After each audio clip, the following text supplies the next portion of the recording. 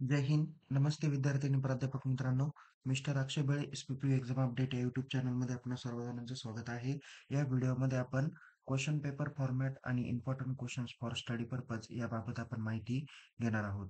जे विद्यार्थी प्रथम वर्षाचे आहे, जे विद्यार्थी आता आर्ट्स अँड सायन्स फॅकल्टी तसेच कम्प्युटर सायन्स या वर्गाला आहे आणि ज्यांनी कॉस्ट अकाउंटिंग या रिलेटेड ओईचा सब्जेक्ट घेतलेला आहे, तर त्या विद्यार्थ्यांच्या बाबतीत शैक्षणिक वर्ष 2025-26 ला अ, जो काही फर्स्ट इयर एन-ई-पीचा पॅटर्न आहे, त्या पद्धतीने क्वेश्चन पेपरचा पॅटर्न काय असणार आहे आणि इम्पोर्टंट क्वेश्चन काय असणार आहे ते आपण बघणार आहोत.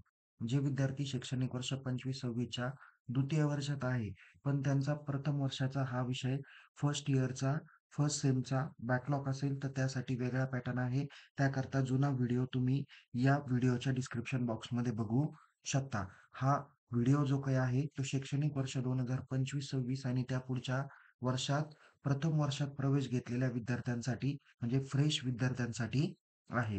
तर यामध्ये बघा, सर्वात प्रथम आपल्याला जाणून घेऊया की बेसिक्स ऑफ कॉस्ट अकाउंटिंग हा जो काही विषय आहे, तर पुणे विद्यापीठाची परीक्षा त्याची 30 मार्काची होणार आहे. यासाठी टाइम ड्युरेशन 2 तासाचा दिलेला आहे. तुम्हाला पासिंगसाठी किमान 12 मार्क आवश्यक असणार आहे. तर तुम्हाला या विषयाची जी काही क्वेश्चन पेपर असणार आहे, ती फक्त आणि फक्त इंग्रजी माध्यमातून येणार आहे. क्वेश्चन पेपरच्या पॅटर्नमध्ये तुम्हाला इम्पोर्टंट इन्स्ट्रक्शन दिलेले आहे. टोटल तुम्हाला 5 क्वेश्चन विचारले जातील. त्यातील 1 नंबरचा क्वेश्चन हा तुम्हाला कंपल्सरी सॉल्व्ह करायचा आहे. तर रिमेनिंग जे काही क्वेश्चन्स आहे, तर question number 2nd, 3rd, 4th आणि 5th यापैकी कोणतेही 2च प्रश्न तुम्हाला काय करायचे आहे, सॉल्व्ह करायचे आहे. तर या ठिकाणी बघा, क्वेश्चन पेपरचा फॉर्मॅट दिलेला आहे. टोटल 5 प्रश्न आहे. त्यातील पहिला प्रश्न आहे फिल इन द ब्लँक्स. यासाठी एकूण 6 मार्क दिलेले आहे.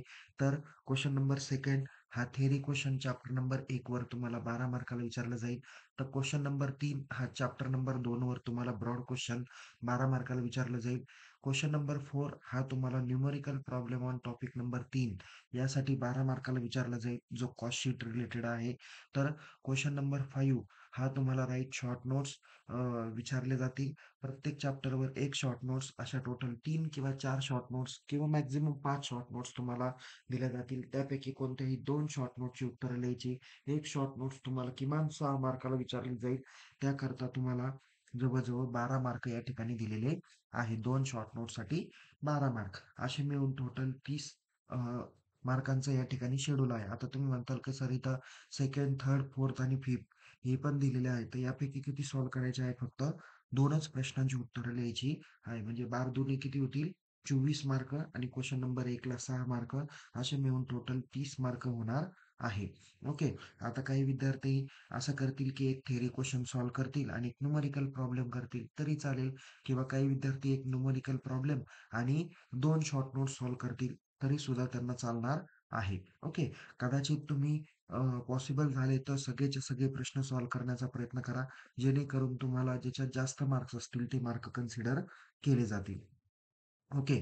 तर इथे तुम्हाला काही महत्त्वाचे ब्रॉड क्वेश्चन दिलेले आहेत, जे क्वेश्चन नंबर 2nd आणि 3rd साठी यूज केले जातील किंवा विचारले जातील. पहिला महत्त्वाचा प्रश्न मला वाटतो तो म्हणजे define the term of cost accounting, explain their advantages and disadvantages. हा महत्त्वाचा प्रश्न तुम्हाला ब्रॉड क्वेश्चनमध्ये विचारला जाईल. नेक्स्ट आहे क्वेश्चन नंबर क्वेश्चन नंबर 3 मध्ये तुम्हाला ब्रॉड क्वेश्चन विचारला जाऊ शकतो. Explain in details classification of cost और टाइप्स ऑफ कॉस्ट. हा प्रश्न अत्यंत महत्त्वाचा वाटतो. 3 नंबरचा प्रश्न आहे जो चॅप्टर नंबर 1 वर आधारित आहे.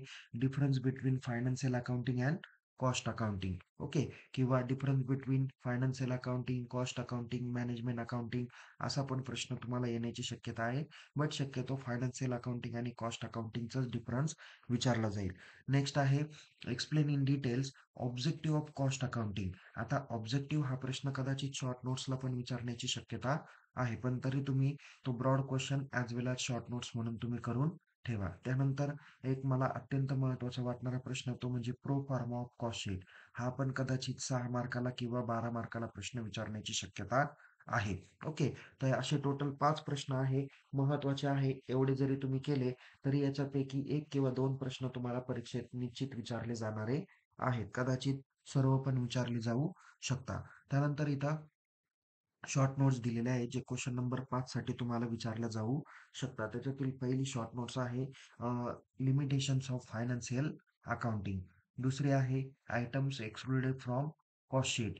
तिसरा आहे एलिमेंट्स ऑफ कॉस्ट. चौथी आहे कॉस्ट युनिट. पाचवी आहे कॉस्ट सेंटर.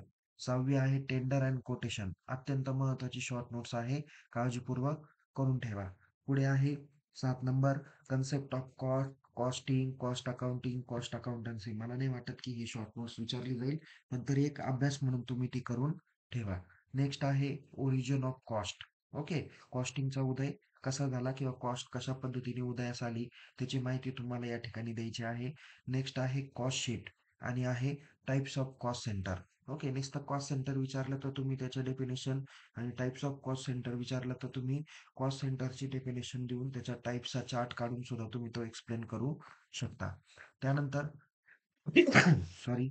त्यानंतर इथे क्वेश्चन नंबर 4 मध्ये तुम्हाला न्यूमेरिकल प्रॉब्लेम विचारला जाणार आहे. तो चॅप्टर नंबर 3 वर आहे. तुम्हाला विचारलं जाईल from the following information prepare the cost sheet. Okay. Showing the cost of material consume, then prime cost, then work cost, cost of production, total cost, profit and loss अशा पद्धतीचे तुम्हाला प्रश्न विचारले जातील. तर या पद्धतीने आपण या व्हिडिओमध्ये आत्ता बघितलेलं आहे की क्वेश्चन पेपरचा फॉर्मॅट आणि इम्पॉर्टंट क्वेश्चन्स काय होते. कृपया हे प्रश्न आपण फक्त स्टडी पर्पजसाठी दिलेले आहे. तुम्ही सेल्फ स्टडीसाठी अजूनही काही तुमचे वैयक्तिक प्रश्न असतील तर ते तुम्ही घेऊ शकता. पुन्हा एक महत्त्वाची माहिती सांगतो. जे विद्यार्थी शैक्षणिक वर्ष 2025-26 किंवा त्याच्या पुढच्या वर्षातले आहे, त्या विद्यार्थ्यांना फर्स्ट इयरसाठी क्वेश्चन पेपरचा पॅटर्न हा 40-60 आणि 20-30 येणार आहे. तर तुम्हाला 20-30चा पॅटर्न म्हणजे ज्या विषयांना 2 क्रेडिट आहे, तर त्यांना इंटरनल 20 मार्क आणि विद्यापीठाची परीक्षा 30 मार्कांची होणार आहे. हे कृपया लक्षात घ्या.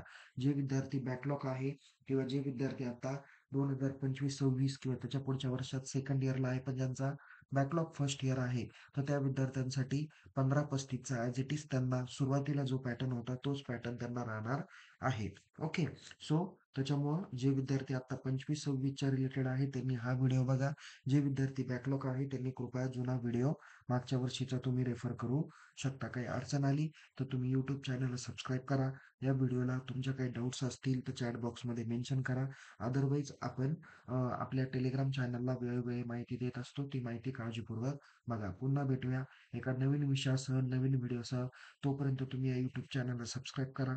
टेलिग्राम चॅनलमध्ये सहभागी व्हा. अजून तुम्हाला कोणत्या विषयाचे क्वेश्चन पेपरचे फॉर्मॅट पाहिजे असेल तर चॅट बॉक्समध्ये विचारा. तुम्हाला येणाऱ्या परीक्षेसाठी खूप खूप शुभेच्छा. Take care. जय हिंद. धन्यवाद.